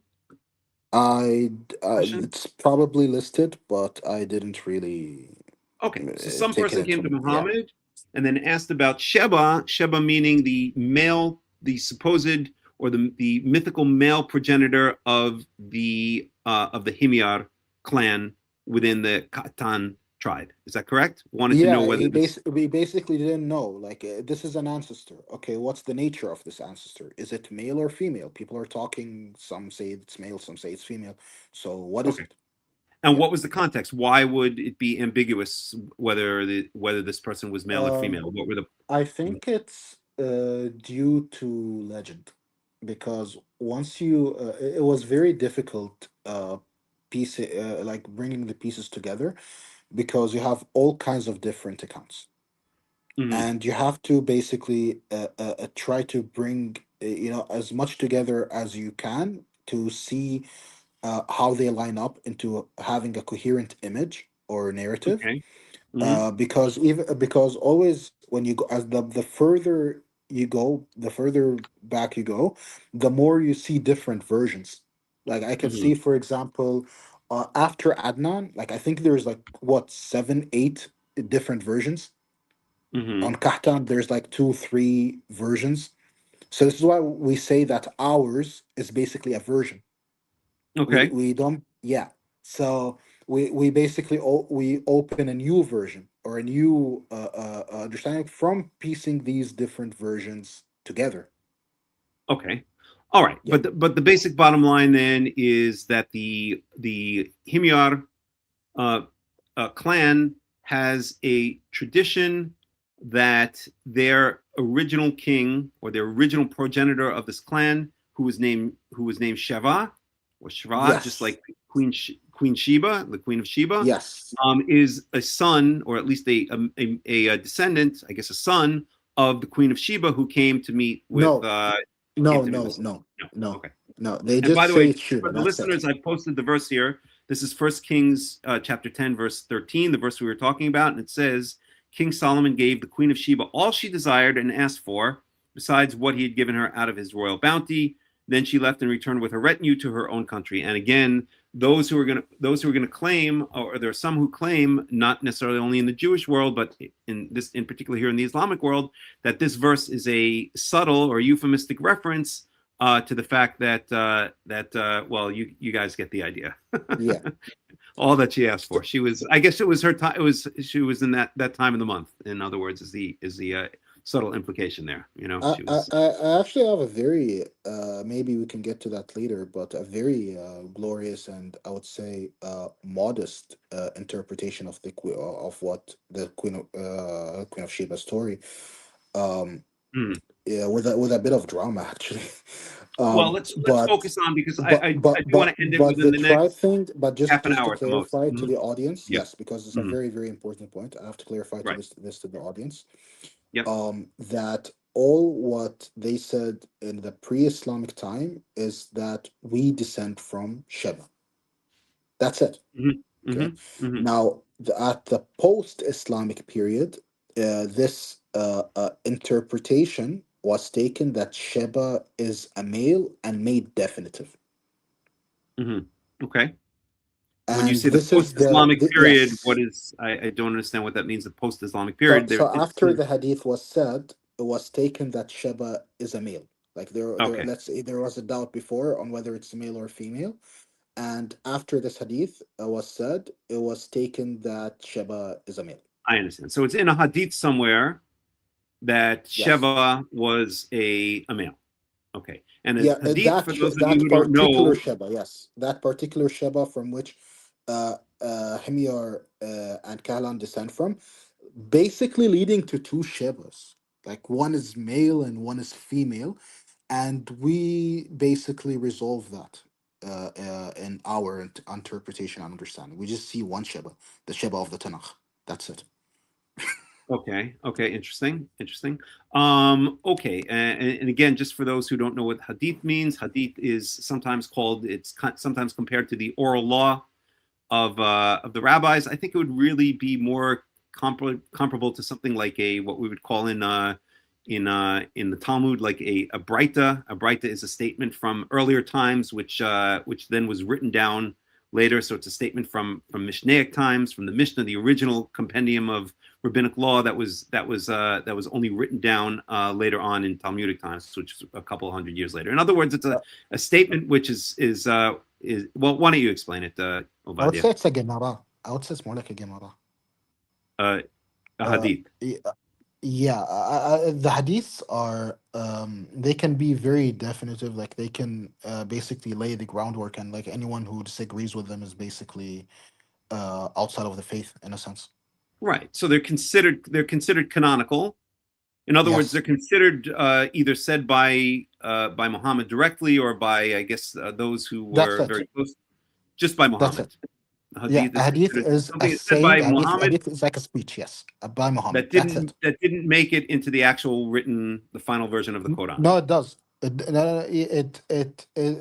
so the Quran is the prophetic speech of it's like the prophetic thing that was revealed to Muhammad. The hadith, which has different types, is basically his instruction, his interpretation of the Quran, his day-to-day sayings, his opinions. These are all in the category of hadith. Sure, but it's outside of the written Quran. It's Yes, of extra course. Quranic. It's Right. secondary. Yes, it's secondary. Right. Right. So in that sense, again, so that's why I would compare it to, let's say, a breita in the Gemara, in the Talmud, right? Because a breita is a statement that supposedly was made by the original authors of the Mishnah, which didn't make it into the final it didn't make it into the final version, the the canonical version of the Mishnah, but has the same force, or essentially was meant to be, or comes from the same time, and is meant to be from Yes. that same that same Depending on the original category discussions that led of to hadith. the writing of the Mishnah. So I think it's Yes. I don't know if it's a perfect Some analogy, but hadiths are canonical, some hadiths aren't. okay. At any rate, so it's in a hadith that Muhammad says that Sheva is or this Sheva is the very same queen of Sheba that's spoken about in 1 Kings chapter 10. Yeah. Okay. Sorry, what was that again? Just to hear you. That this hadith says that when that the progenitor, or that essentially that the clan of the Himyar, it can trace its progenitor was, if we trace it all the way back, was the Queen of Sheba. No, it says just Sheba, and it's a male. That's what that Okay, I'm sorry, and a male. Oh, my mistake. Okay. At any rate, the basic bottom line that we're talking about here is, so if we put together the Himyar clan and the Qureshi clan, then we are covering a huge amount of the Arab world. Yeah, right? but I see it even broader than that. Okay. I see it as the Adonite and the Karaite branches. Got it. So not just the clans, but the actual tribes that Yes, because I supersede, or trace that. them all the way back. Yes, so I can't say that only this clan. I mean, I Mhm. could if I isolate them and cut them Mhm. off entirely. Mhm. But I would just say it is Adnan and Katan because we have a narrative. We have other narratives of Mhm. side clans that were called like Al Baida, like these are extinct clans Mhm. or lost clans in a sense. And I would say that if you don't fit into these two, you probably are one of those. And these are the ones that I speculate on that could be from Ishmael, could be from someone else. So these do exist. But the main classifications that survived are the Canaanite and the Adonite. And since we trace both to a Jewish foundation, I don't think. I mean, it's just my perspective. I wouldn't. It doesn't make sense to me to just isolate one clan and, given that they both actually share the exact same, lineage, Oh, got it. just to make it more consistent. So essentially, what you're saying is that a huge percentage of the, what we would call the Arabs, are actually Jewish. No, not even that. I would say it depends on the place. The vast majority of Arabs don't actually belong to Qatar and Adnan at all. Okay.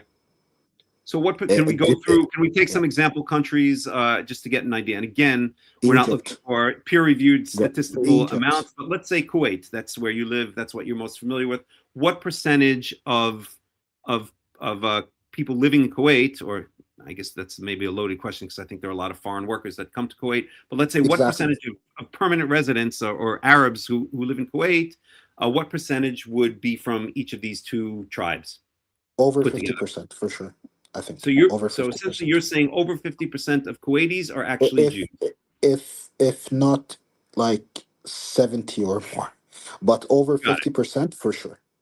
Okay, let's move up the Gulf a little bit. Let's say in some of the Gulf states. Let's say in the United Arab Emirates. Same Again, a thing. rough estimate. Same Same thing. same thing for all the 50 to Gulf states. 70%.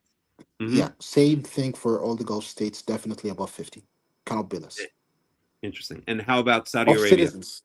Of citizens. Citizens, yes. Again, the reason we're saying citizens is it's known, especially for instance in Dubai, for instance, in general in the United Arab Emirates, that there are a lot of 70%. there are a lot of foreign workers that come, especially from India, Pakistan, Yeah. and so on and so forth. But you're saying Yes. of those who are actually, I guess you call them permanent residents, or native residents, or citizens of these countries, you're saying 50 to 70%, maybe even more, are actually, in your opinion, can trace themselves back to Jewish origin. Yes. Mhm. Yes. How about Saudi Arabia? Same thing. Anything in the Gulf, same principle. Wow. How about if we move over to the other side of the Gulf and we speak about Iran, which is now we're talking Way not less. necessarily about. Way less. Mhm. So this basically only applies to Arabs. Right. And the So Iranians are, of course, Persians. Mostly. yeah, and there is a good chunk there on the sea, but on the Gulf. But I would say the percentage would be higher in the Levant, to Hmm. be honest. Hmm. Given like the Arab population there, but it's not even that. It's like a medium thing. It's not even that big because, like, let's say 80% chance if you walk by, I don't think it's gonna be tribes. It depends on the region, of course. Depends on the area, the city.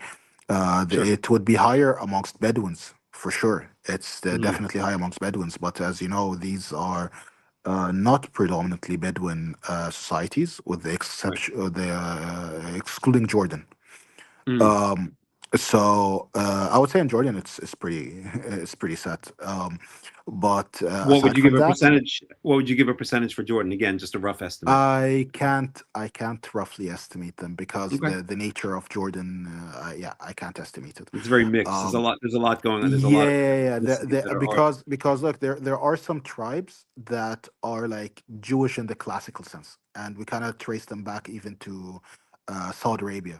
Mhm. They were always known like to be more Jewish without need of the Adnan Kahtamanite branch, and there's like Sure. a mix there because it's the Levant combining with the Gulf, you know. So it doesn't make that really easy for me, Sure. but there are Let's take one definitely one there or are two more migrations examples. there. Yeah. How about Syria, for instance? Syria, there's a concentration in the Bedouins. If you go to the cities, it's not really not that high. Okay, so what we're saying, I think that the general trend that we can see that you're basically saying is that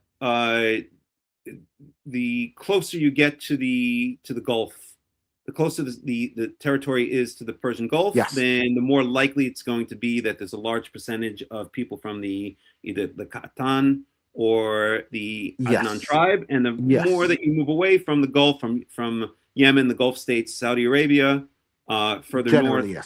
further east, further even further west, then you're going to have less and less of a percentage. Essentially, Yes. so the And the concentration is closer you really get to around. Yemen. Right. So you're saying the real concentration is around Yemen and, let's say, Saudi Arabia and the Gulf states. Yes, that's the truth of it. With just a few exceptions. Yeah. Hmm. But that's the general rule, by Okay. far. Very interesting. So now why don't we, because we only have about maybe 10 or 15 minutes left. So Yeah. now, so you have a strong belief that, let's say, of Saudi Arabia, Yemen, the Gulf states, including Kuwait, that, let's conservatively say, 50 to 70% of all Arabs, quote unquote, living in those states are actually Jewish, can actually trace their ancestry back to Israelite ancestry. And so you, as someone who has adopted Torah, Tanakh, Karaite approach, are now, you're not just sitting on your behind absorbing this information. You're actually attempting, and this is really, I guess, where all of the things that we spoke about, Ovadia's background, his own personal journey, how he went from growing up in a Muslim family to having a little bit of exposure to Judaism when he was an exchange student in the United States at the age of 15, to later on becoming more interested in Tanakh when he turned 18 and beyond, to later on actually outright adopting Judaism and a Karaite approach specifically to Torah and Tanakh, and and not only that, but coming to the belief that this was not just, I guess, a coincidence, but this is something that goes deep in his blood, because he himself believes that he can trace his lineage back to. So you believe you're from which of those clans that we mentioned? That would be the Quraysh clan, So you believe patrilineage. you're okay. Yeah. So you're from the Kodesh clan. So that you essentially believe that you can trace your patrilineal patrilineal, your fatherly lineage, back to Onias the Fourth, who was a high priest in In Second one Temple version, period. yes. Yes. Got And it. Okay. I would really phrase it this way. It's not that I believe they're Jewish. I Hmm. believe that they have a right to claim they're Jewish and engage in Judaism. Okay. Well, It's a there's a big right. difference between. Can you very briefly explain what you mean? Because what do you mean exactly by that? So what I mean by that is that they have a couple of options in front of them. So I, as someone of, let's say, a certain tribe, if I have two options or two branches open in front of me, I can choose to affiliate with whichever branch that I want, given that both are accepting of me. It's like Okay. that. It's not a hard claim that I would go. I mean, it does change for the Himyarites for sure, because these are the ones that actually claim it themselves. Like I don't even need to claim it on them. So so it's basically, hey, you have this option, you have this path, this line that you can go for, and if you want to do so, then hey, I'm open, I'm ready to accept you, I'm ready to work with you. But I can't basically go and say that my line, my version, my presentation is the definitive one for you. I can't do that Okay. In other because words, other the other versions option, exist. I guess I'm reading between the lines. The other option you're saying is to remain Muslim, is to take the Yeah, Muslim path. or you can trace it differently because you can trace, as I said, like one person can trace to two tribes because let's say there's like this one ancestor that they kind of had a mix up in. So they would say, let's say his like the ancestor is Ovadia, for example. And on Ovadia, there is one line that links to Katan and one that links to Adan due to a name similarity. Okay, Okay. so there will be an overwhelming majority of that tribe that will go one way, but there will be some, let's say, like the Adnanite branch comes and says, "Hey, we accept you. We actually think this is valid." So they would say, "Hey, if you want to claim to be one of us, we would welcome that," and some would. So Okay. this is the nature of these genealogies. You get Okay. me? But in your In some opinion, rare cases, yeah. aside from what what the general opinion is, maybe, or what the various opinions are, is it correct to say that your personal opinion is that, let's speak specifically about the Qurayshi clan, or even the overarching tribe, the Adnan tribe? Is it your opinion that they are literally patrilineally descent Israelites, descended from I Onai and so forth? Your I personal opinion. can't I can't put a definitive answer in it. I just take an assumption on it. So my Okay. assumption is like my general assumption is yes. The mythos leads it to be that way to me, that this is the most rational version, because like when you get presented the branch the possibility, sorry, the branches or the lines, right, you eventually have to pick one. So I Okay. pick this, but I acknowledge the existence of others. I acknowledge it to such an extent that I wouldn't say that, hey, my version, the one that I chose, is the definitive one, and it shuts down all other possibilities. Okay. So So I think I it's a understand matter what you're of saying. probability. That's all. I think I understand what you're saying. So Yes. you're saying that that it's not at this point objectively, whatever that means, very high, provable at a very high statistical, or a very high percentage. You're saying there are a number of narratives you believe from the research Yes. you've done, and that what your belief system is that this is the most likely narrative, but it's Yes. not been Yes. 100% proven, is what you're saying. Yes, because you can't ever confirm it. Like even some hadiths say like after Adnan you can't trace that. And Muhammad, like I think Muhammad even said it himself. Like I don't know. I actually don't know. So Okay. even back then they used to say it that way. So no one can, like when two people make rival claims, it's only like a game of probability and like going back to sources and saying, hey, look, this looks more authentic and that looks more authentic than what you have, and so on and so forth. But none of them, like these perspectives still float around. You can't like shut it down. You actually can't. Understood. Understood. Yeah. Understood. Okay, buddy. So in the about approximately 10 minutes that we have left, so Mhm. given that your belief system, or your belief that this is the most likely scenario, you are, in a sense, we could say, you're on a mission. And your mission is to spread Torah, specifically Tanakh only slash Karaite slash Chozlim b'Tanakh, return to Tanakh Torah, throughout the Arab world. Specifically, your focus really is, I know that you've worked in a number of countries, that you're in contact with people in a number of countries, such as even Iraq, I believe Syria, if I'm not mistaken. But your main focus is Kuwait, the Gulf states, Saudi Arabia. So can you tell us what this mission is? What are you? Kuwait and Iraq. What are your Kuwait and Iraq? Okay. So what Yeah. are your main goals here? What is you're a man on a mission? What is your mission? So it's I would say it's to have an open door policy. First of all, it's to accept. It's just that's the first thing. That if someone wants to take this path, if someone sees it as the thing for them, that you would basically accept them and teach them and give them the guidance that they need. That's the first thing. The second matter is establishing the necessary infrastructure. And the third is being part of the so-called, like, say, civilizational dialogue. I believe there are a lot of misconceptions on Jews here. Conspiracy theories for sure are floating around. And I think the right or the Tanakh Jew, he should have an opportunity to present himself. The history should be recalled, not ignored. That it should play a role because we as Karaites see it that way, and most people here are familiar with the rabbinic perspective. You understand what I mean? I Yeah, believe of that this course. perspective of ours is very ignored, not well known, and I want to convey it, but I also just open the door for it. Like, I'm not just going to random people and telling them, "Hey, you're Jewish. Um, let's drag you in." I'm just saying that, hey, this is Judaism. This is what you have is could be a misconception. I'm here to make you aware of that. If you have like a past with it, I'm here to make you aware of that. Based on that, you can choose how to move forward.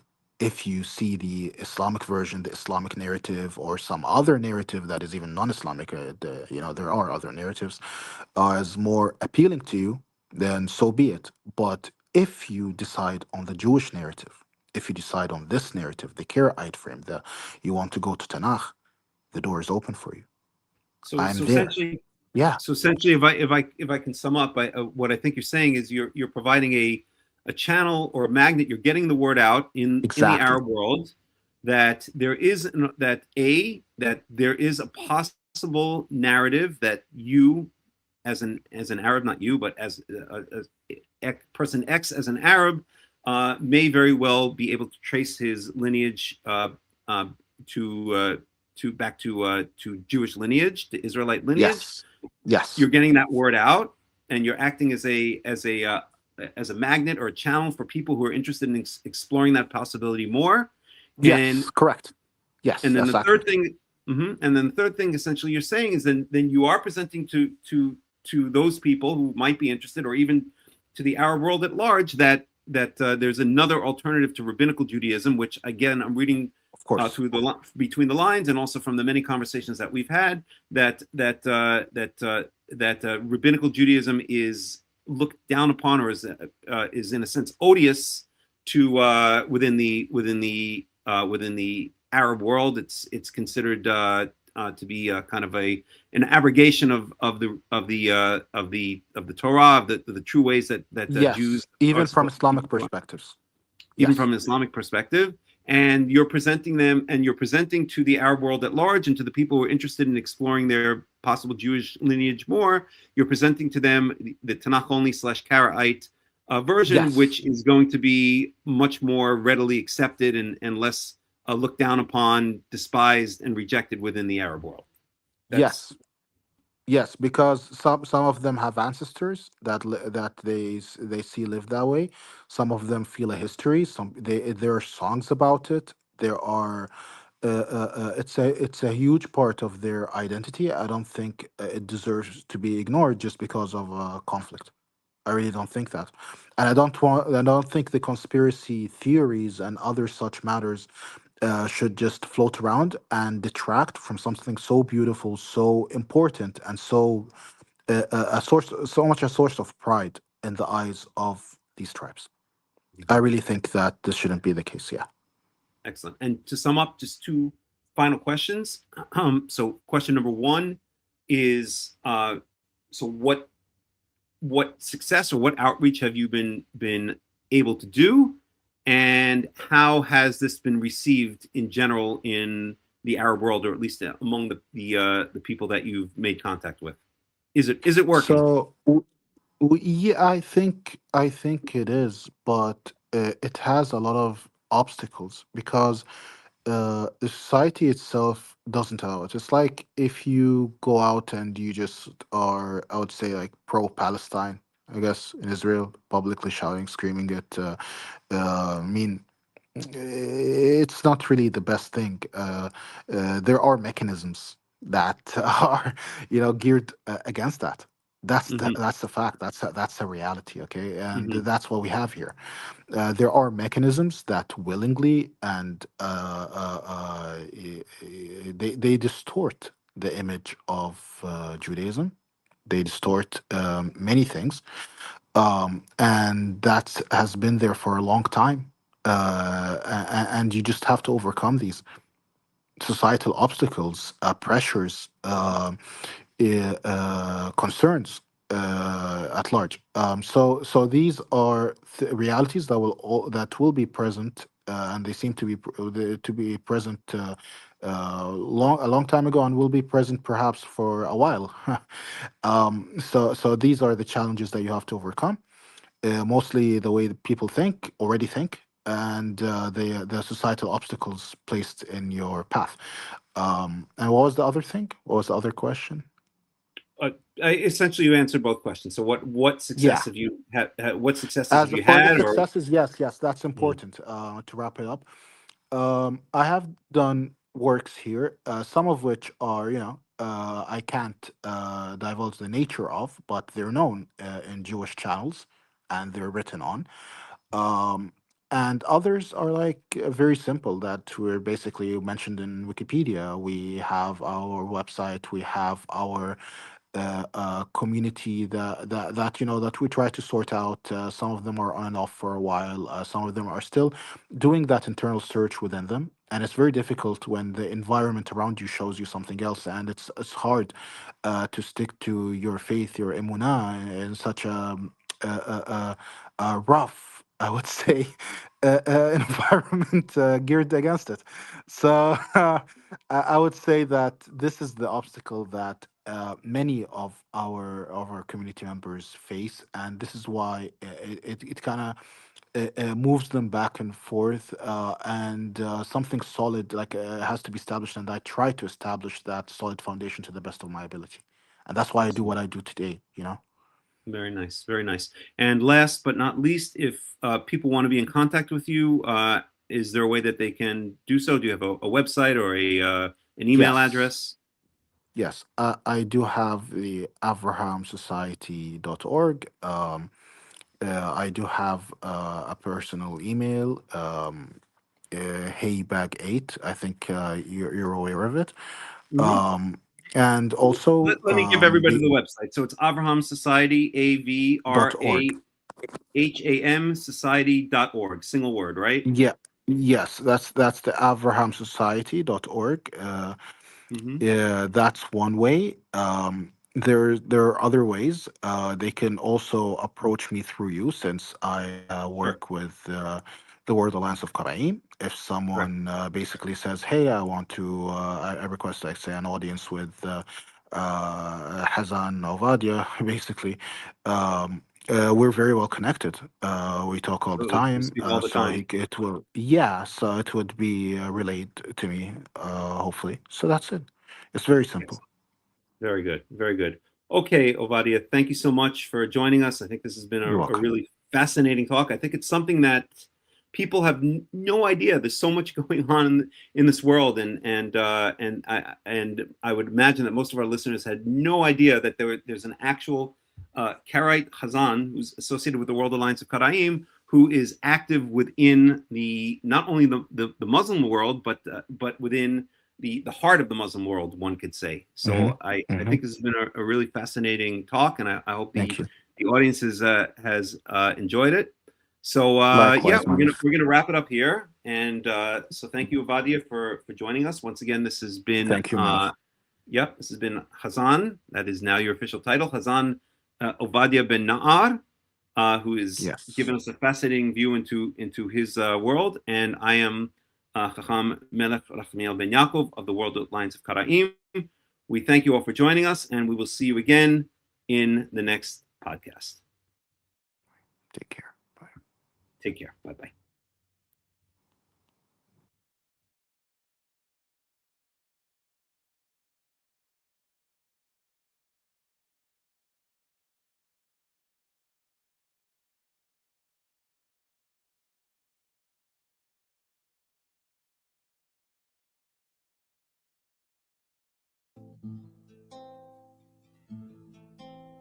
שיר למעלות, אשא עיניי אל ההרים, מאין יבוא עזרי,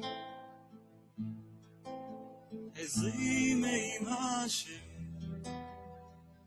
עושה שמיים וארץ, אל ייתן למות רגליך, אל ינום שומרך, הנה לא ינום ולא ישן שומר ישראל, השם שומרך, השם צילך, על יד ימינך. יומם השמש לא יככה וירח בלילה, השם ישמורך מכל רע, ישמור את נפשך, השם ישמור צאתך ובואך, מעתה ועד עולם. שיר למעלות, אשא עיניי אל ההרים, מאין יבוא עזרי,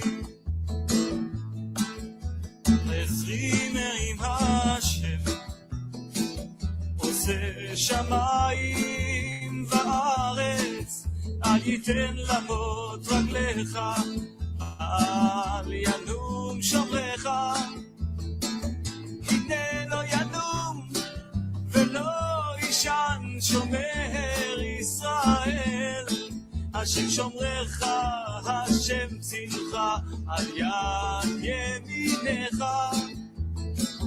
יומם השמש לא יככה וירח בלילה, השם ישמורך מכל רע, ישמור את נפשך, השם ישמור צאתך ובואך, מעתה ועד עולם.